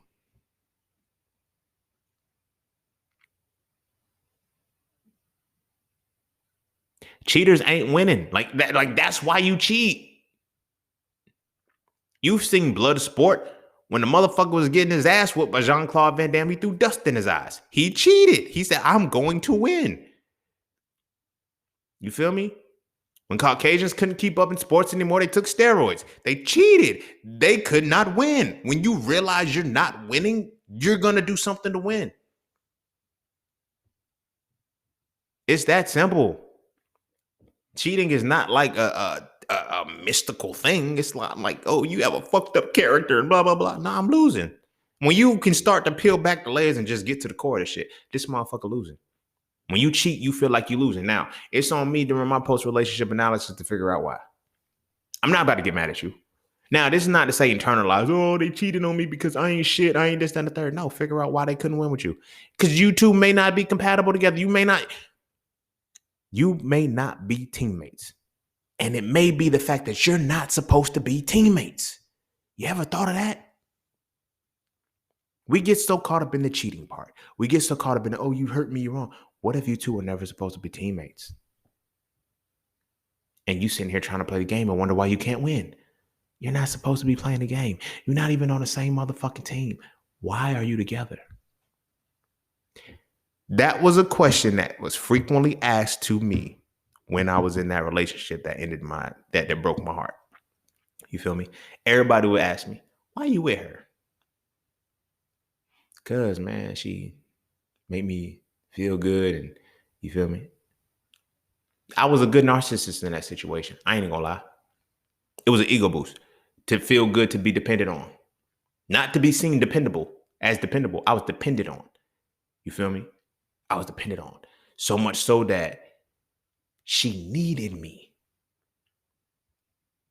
She needed me, and I didn't know what it meant to be needed. I'm thinking as long as I'm in this space and, it's like, nah, when somebody needs you, they need you. And every ounce of thing that they can take out of it, they're going to keep taking. When somebody's dependable on you, they're not like, I remember one time it was weird shit. Like, I think like she was typing up a paper and shit just shut down. Her computer shut down and she called me crying like, look, don't panic. It may have autosaved. Just reboot it and let it come up. And she was like, I don't know what to do. I was the first person she called. I started to realize that about relationships with women. It's like when tragedy hits or something that they can't function with, it just emotion. I'm the first person they call. And I'm like, this is simple, right? Like, oh, okay. Oh, damn, it is. Why are you panicking? I had to learn to stop relying on that shit. I had to learn to stop wanting that shit. You feel me? That was on me. That was the good narcissist shit. Oh yeah, I'm always there for whenever she called. I'm always this, I'm always that. And I realized it was some needy shit. And I fuck with her being needy. You feel me? So, like I said, I was no longer, I reached the point where I couldn't give her no more. I was trying to graduate too, motherfucker. The fuck? It was like, yo, I got you to the point of graduating early. When I say there was no support, after she got out, you feel me? I ain't had no, what shit, it was like, yo, what can you do for me still? I gotta graduate now. I'm a year after you. I gotta graduate now. Actually, I'm a year and a half after you now because I helped you get to your semester early. At least help me. You feel me? At least be my side now. You feel me? What is it for me? You feel what I mean? Like, where you gonna get? Like, okay, man. So then when I said, you know what, I gotta focus on me, bruh. So then when she started to see that I was, tutoring, again, I cheated. I didn't cheat physically, like actually sex wise, but I had to come to terms with the fact that I cheated because when I went to my study sessions with like they were beautiful women, she couldn't give me what they were giving me. They were giving me the yo, you got this, yo, learn this information, blah blah blah. It was like she wasn't giving me that. For her, it was I'm done. I'm done with school, nigga. You selfish motherfucker. God damn it. But these women were like, bam, we got to meet up to study. All right, cool. I'm on my way. Like, bam, we was studying. Like, I remember the one time that I almost got tempted. Like, I promise you, I could have plugged Shorty this night. Man, let me tell you how the shit happened. I'm gonna tell you that happened, and I'm gonna get back on track. So, you feel me? It's a chemistry test coming up. I think it was Chem 160. Yep. It was general chemistry number 2. I never forget it. This woman, every day I walked into the class, she spoke to me. Like, again, it's like I'm not thinking too much of it. You feel me? She literally speak with a smile and shit and everything like that. Cause like we worked together like over the summer before that semester. It was a crazy dynamic on how it played out, but she was a cool person. You feel what I'm saying? She made it her business to speak and, you know what I mean? You know. So matter of fact, I got 2 stories like that. I'm gonna tell both of them real quick. So one of them was like, she calls me over. No, put a pin in that one. I'm gonna tell the other one first because this is when it started to escalate and the cheating got different. But like I said, it wasn't physical cheating, but I still cheated because I was losing. So I had to go to where I was gonna win, right? So in that, the first situation was me and this young lady, we had physics together. We had physics together and shit. It's crazy, physics, chemistry. But anyway, we had physics together, right? So every day she would come to class and she would snack on shit. One day, she stuck a Rice Krispie treat in my mouth. Like, she bit her Rice Krispie. Like, we were lab partners and shit. So she sat beside me and shit. She bit a Rice Krispie treat and stuck it in my mouth. And I was like, I moved. I was like, yo, chill out, bro. I don't know where your mouth been. Don't be putting no fucking Rice Krispie treat. Shit made me feel good on the inside. I ain't gonna hold you, bro. I was like, oh, shit. She stuck a Rice Krispie treat in my mouth. I said, girl, if I was, man, I'm telling you, if I was single right now, I would plug you right now. You feel me? So we, flirting and everything like that. I never felt the need to actually tell her I had a girlfriend at that time because it's like, yo, you're just my lab partner. But we started to develop. We started to grow. And as we were, developing a little bit more, it was, I got a girl. You feel what I'm saying? But I didn't tell her until the moment where this is when I realized that she was trying to give me something because she was like, she lived off campus. I lived on campus. So I was like, yo, come to the library and study. She said, I don't feel like driving to the library. This is what she said to me, right? She said, I don't feel like driving to the library. So, coming on campus, I was like, just meet up in the library. She said, so, all right, how about this? She said, I'm already cooking some spaghetti. Right? So she said, I'll come get you. We come back to my place and then we study that way you can eat and everything. And then I'll take you back. So rather than just you eating home, coming to the library and then driving back home, you're willing to come pick me up, take me to your house, bring me back to the campus and then go back home again? Man. So she meets me in the library. This was one of our first study sessions and shit.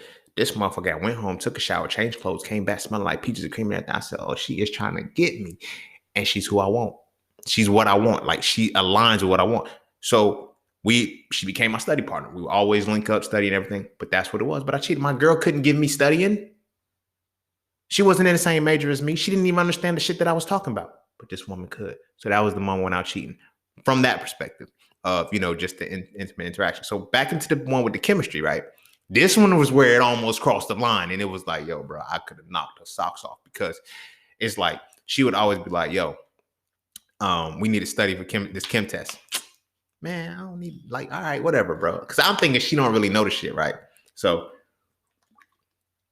she called me to her room and shit.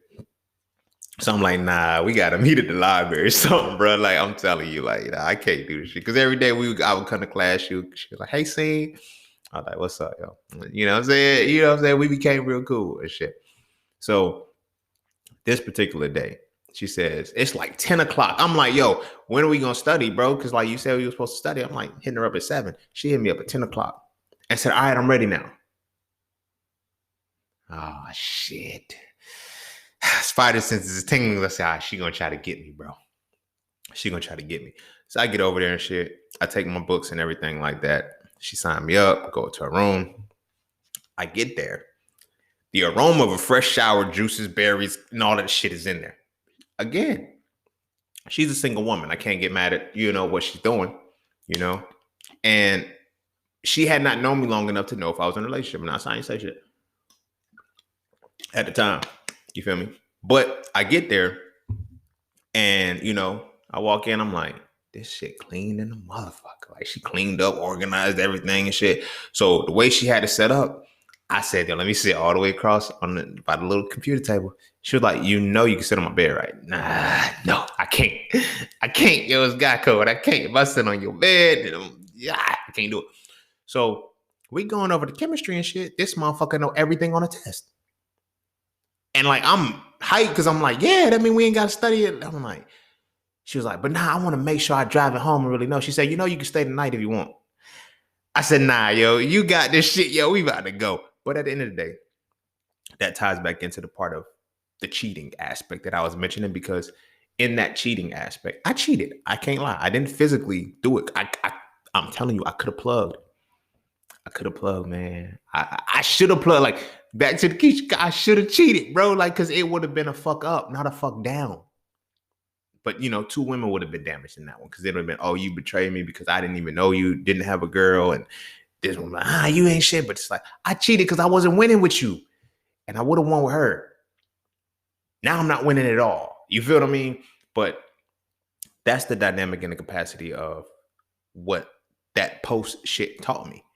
It taught me what relationships I can win with, what relationships I don't win with, what things I know are going to trigger me, what things don't trigger me. I broke that shit down to where it's like, I look at relationships and, as I develop and as I grow now, anytime a relationship ends, I'm like, yo, I see why we didn't work, and I see my part in it. I see your part in it. And here's what it is.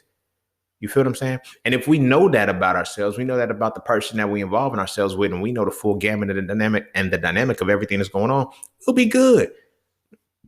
The problem is we don't want to look at the relationship for what it is, a relationship. We want to look at it as, this motherfucker wronged me. No, bitch, you catalyze your own wronging. Non-binary, of course. But you feel what I'm saying? You're looking at it from a perspective of, what did this person do? Not the perspective of, what did this relationship teach me?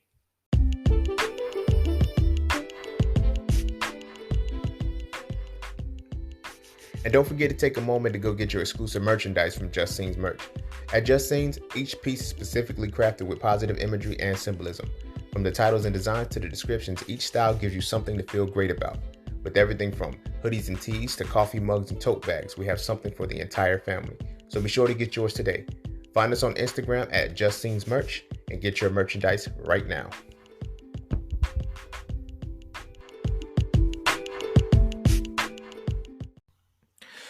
I'm gonna go ahead and end it there, man. This was a good one. I have fun with this one, man. This John brought back some good memories. You feel me? But all in all, the biggest reality of that was, the power of post-relationship analysis. Analyze your relationships, yo. All of them. Anyone that you can say, okay, I got tied up in this, I got caught up here, love, blah, blah, blah, blah, blah. All that goofy bullshit. Whatever it is that you feel you need to get off. You feel me? But at the same time, understand the full dynamic of what it is. Ask yourself if you was a good narcissist in that situation and now you mad. Oh, were you really an empath? Are you really an empath, or are you just unhealthily selfless? You feel me? That reality came out of one of the sessions that I had with one of my chat with scene sessions and shit. And one of my clients, she just came out and was like, she said, you know what I realized? So we were going through the chakras and everything. I was showing her how to unblock them and getting through one of those pieces. And she was like, I realized that all this time I've been thinking that I was an empath. I was really just unhealthily selfless. And I was like, because I had not heard it until that point. And I was like, damn. Conceptual level, like what you mean? She was like, well, because when you get on social media and they tell you, you're not wrong, it's that person, it's that and the third, you're empathy because you feel. She was like, that wasn't the case. She said, I was unhealthily selfless. I didn't put boundaries around my stuff. She was like, in interacting with you, I can see what it is to actually be an empath. Because you keep saying, you know what I'm saying? I say this to all my clients, like, your shit ain't my shit. The fuck? Like, that ain't my shit. Like, empathy is that I feel and I can understand and relate to what it is. I can understand your position, but your position ain't my position. No matter how much I would want it to be. That's when you become unhealthily selfless. That's when you become in that space where I want your problem to be my problem. The fuck forward, like, what are you gonna get out of that? Because then you're gonna feel, oh, I took this on because it was, nigga, that's your fault. Like, the fuck you want me to do for you because you took on my shit? I didn't tell you to. You feel me? I didn't tell you to, but that was something that I was at one point in time. Like, in that relationship that I was in, that did me to, I took on her shit. I took on so much of I took on so much of her shit that I became her. And when I became her, she didn't like me no more. That happens to a lot of motherfuckers in relationships. But anywho, when we're looking at our relationships, like, we got to do this post-relationship analysis, yo. Like, break down the fucking relationship, yo. Bruh, sis, all y'all, break down the relationship fully. See what happened. See what went wrong. Don't try to just, oh, I'm good. You keep ignoring and repressing and suppressing so much shit that you just, oh, I'm good. No, you're not. You're not. You have molded yourself into something to where you have justified that I was never the problem. Nah, you was just as much as the problem as the other motherfucker because you two worked together. You were teammates. You dig what I'm saying? When LeBron left Cleveland the first time and he went to Miami, this is exactly what it's like when it comes to cheating and, the relationship aspect. LeBron was like, I'm going to bring Cleveland a ring. But they never brought LeBron help. He was getting motherfuckers to the finals and like, yo, LeBron can't close in the finals. Not by himself. He needs a team. Jordan had Pippen. Kobe had Shaq. You feel what I'm saying? Like, motherfuckers have teams. Okay, Bill Russell was different. You feel me? But that was a man against boys. But anyway, they had teams. You feel me? They had a team. LeBron didn't have a team in Cleveland. He was the carrier of the team. And I got mad at that. When he went to Miami, he had teammates. People that were equally willing to he didn't have to cheat to win. They keep saying, oh, LeBron went to Miami, he cheated to get his rings. Because he wasn't winning. The fuck? If that's what y'all want to call it, y'all want to say him grouping up with a super team was him cheating to win or whatever the case may be, so be it. That validates my point. That validates my point. When people cheat, they're losing. They're losing. And they won't admit it because it's like, oh, well, it's not you, it's me, it's blah, blah, blah. No, it is you and me. That's one of the things about post-relationship analysis you got to come to terms with. Stop saying it's not me, it's you, or it's not you, it's me. It's you and me. What the fuck are we doing here? What is the dynamic in which we contribute to each other that makes this a reality right now? Because otherwise we just tolerate each other. Otherwise we just being on our best behavior, or we're looking at it from a perspective of, which way do I go? What was it about me? It was both of y'all. Figure out what it is. You don't want to dwell on that person and come back and say, okay, I don't like this about this person. And now when I go to my next relationship, I have to figure out, okay, let me just avoid that. Why are you gonna walk on eggshells? No, you have to figure out what your contribution is to that shit and why you brought that out of that person, why that was even a thing. All these motherfuckers that keep talking about being empaths, all these motherfuckers that keep talking about having a big heart and loving heart and all of this goofy other shit, they won't come to terms with the reality that they are trying to validate themselves through relationships by taking other people's shit on. Some people don't want you to take their shit.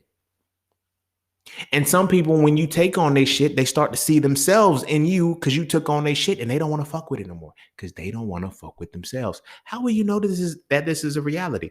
You do your post-relationship analysis. Stop rebounding and hopping back into something else because I was done already. And now I just finally left. Okay. What made you stay? Because that's a part of that post-relationship analysis. You feel me? I was dealing with a woman who was telling me she was in a relationship for 3 years. She had been out for 3 months. And she was like, she was done about a year and a half and whatever. Trying to like, because I'm single. Like I'm healed single. Like it's that shit different. I'll be spotted like, if we get together, you got to be on some shit. Like I'm healed single to the point where I will not tolerate shit that does not stay in my space. I'm a different type of single now. Like the healed single motherfucker is different. Like motherfucker be like, yo, how you just I didn't ghost you. You feel me? I have other shit to do than worry about you all day. If you don't keep a conversation going, then bye bye. You feel me?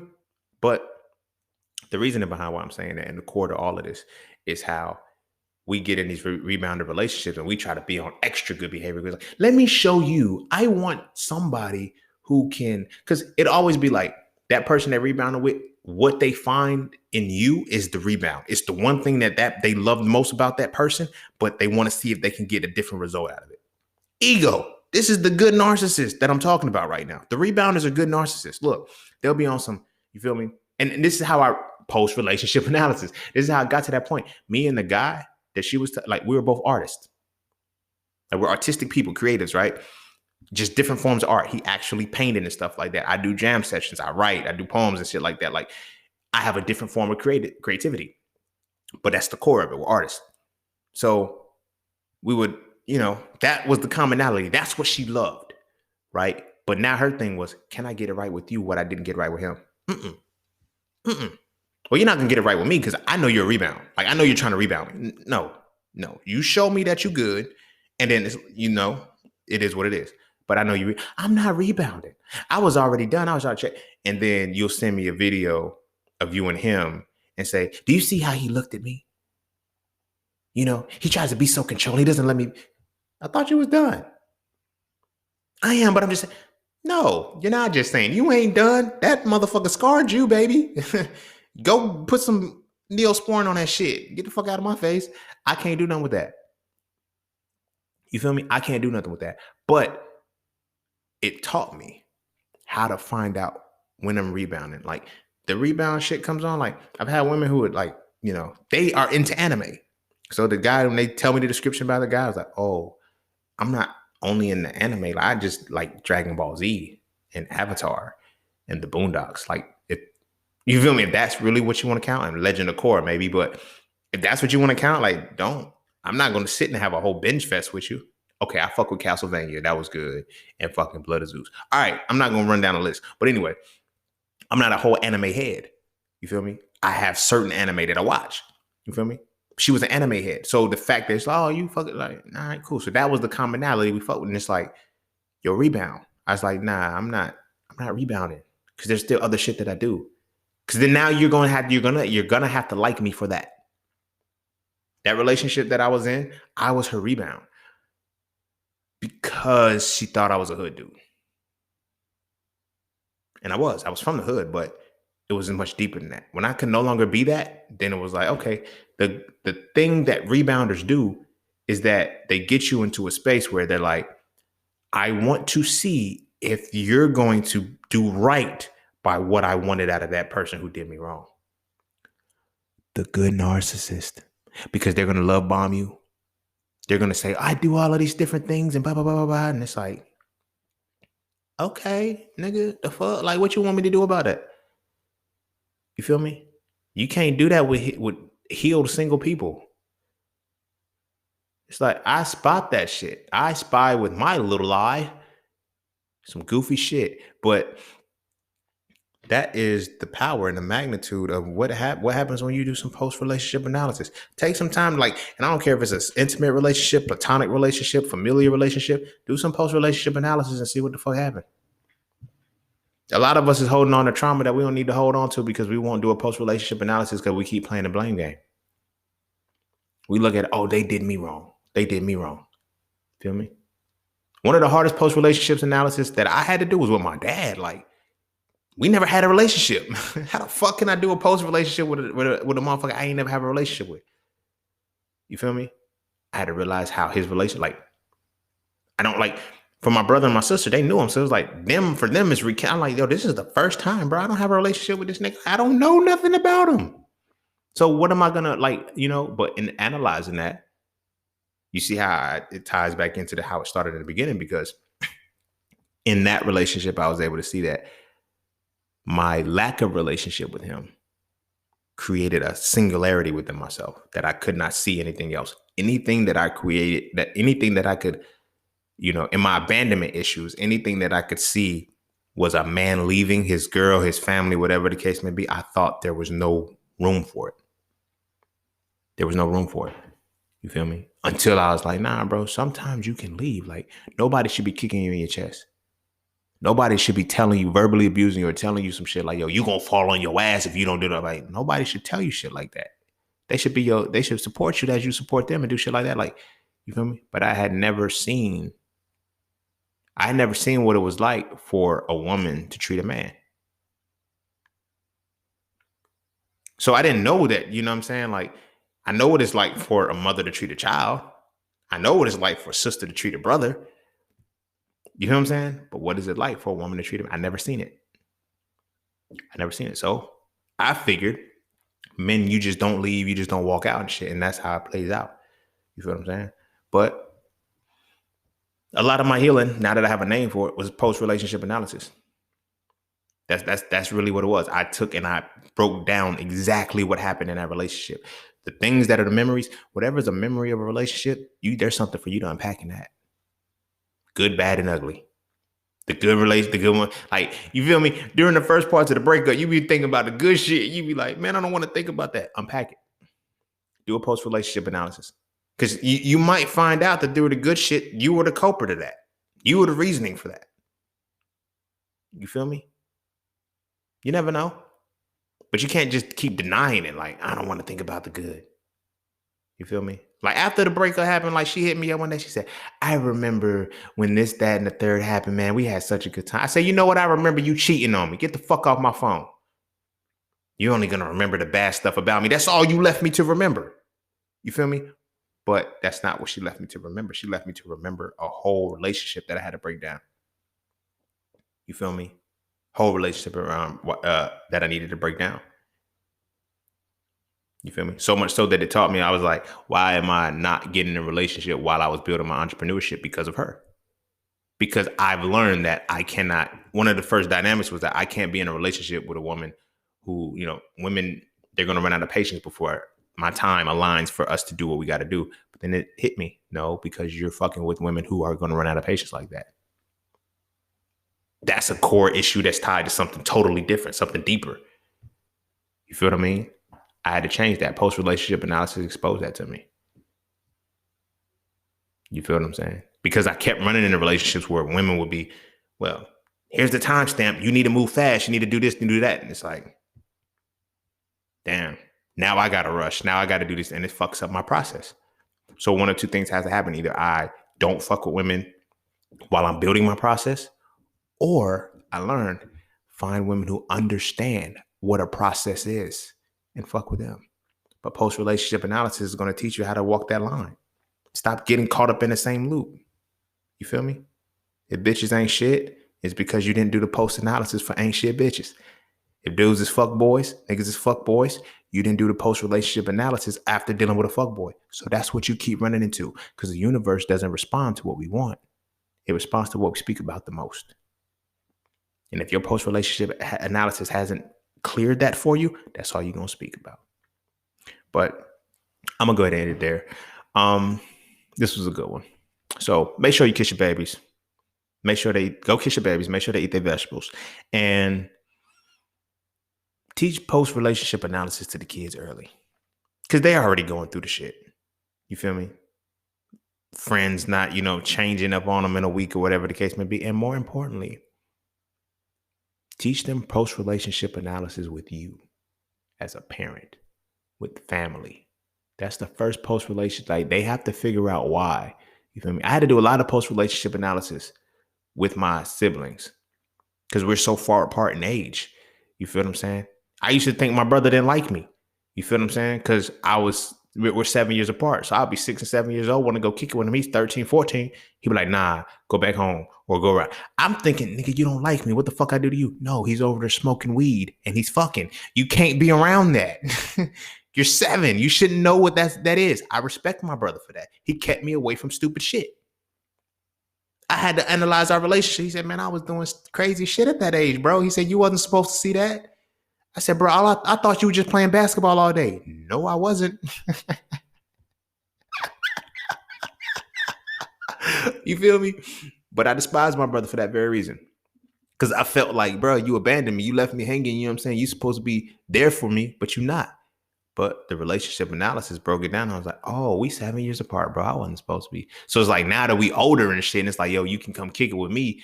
I had to, like, when I was like 23, I had to get to that point. Like, I can finally kick it with my brother because I'm old enough to kick it with him. Like, literally, like, we both grown men. It's like, nigga, there's nothing that I can't show you that you don't already know. But at the time, I couldn't do that shit around you. I was about to roll up when you came around that corner talking about you wanted to play. No, because then you're gonna tell mama. It's like, oh, I got you now, bro. I got you. But yeah, post-relationship analysis is my opinion, is very therapeutic. It's I think that's what therapy does anyway and shit. Like, you feel me? It's just the name to it. Like, break down every relationship that you've been in, good, bad, and ugly, and see your contribution in the shit and see how things play out for the full dynamic. Don't just look at it from a perspective, this person did this to me. This person, no. Look at it from, this happened to me. What did it show me? What did it reveal to me? Start going through that shit with family, friends, everything. Don't just limit it to one single relationship. Oh, that's the fuck boy. That's the motherfucker that broke my heart first. Look about the heart you broke. You feel me? The motherfuckers you curved. Well, like, look at that relationship. Look at those situations. Feel me? Because a lot of times motherfuckers is curving people not because the person is curvable, but because they have internal issues that they don't want to deal with. So, you feel me? Deal with them. You know? But yeah, I'm going to go ahead and end it there. Go kiss your babies. Make sure to eat their vegetables, and I'm going to see y'all all on the next one. Peace, love, knowledge, and freedom. I'm out.